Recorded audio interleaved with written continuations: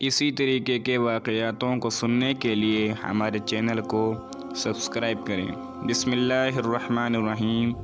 ایک اللہ والے بزرگ کا قصہ۔ ایک بزرگ حج کے سفر پر گئے تھے۔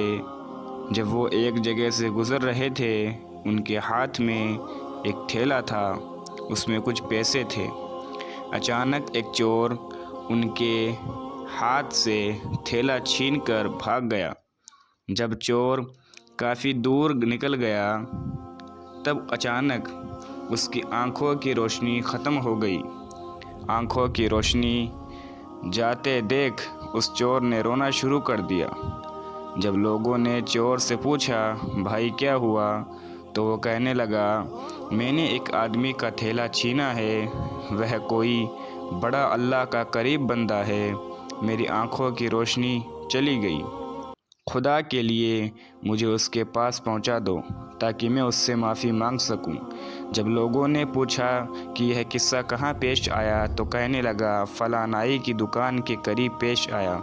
لوگ اس کو اس دکان پر لے گئے اور نائی سے پوچھا کہ اس طرح کا کوئی آدمی یہاں سے گزرا ہے، آپ اسے جانتے ہو؟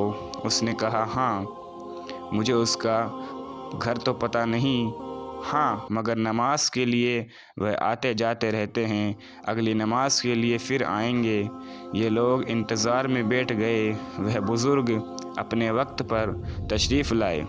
لوگ اس چور کو ان کے پاس لے گئے تو اس چور نے جا کر ان کے ہاتھ پاؤں پکڑ لیے کہ مجھ سے غلطی ہو گئی، گناہ ہو گیا، نادم ہوں، شرمندہ ہوں، میری آنکھوں کی روشنی چھن گئی، آپ اپنے پیسے واپس لے لیجئے اور مجھے معاف کر دیجئے تاکہ اللہ تعالیٰ میری آنکھیں ٹھیک کر دے۔ وہ بزرگ کہنے لگے کہ میں نے تو تجھے پہلے ہی معاف کر دیا ہے۔ یہ سن کر چور بڑا حیران ہوا، کہنے لگا، حضرت میں تو آپ کا تھیلا چھین کر بھاگا اور آپ کہتے ہیں کہ معافی مانگنے سے پہلے ہی معاف فرما دیا۔ وہ فرمانے لگے، ہاں میرے دل میں کوئی بات آ گئی تھی۔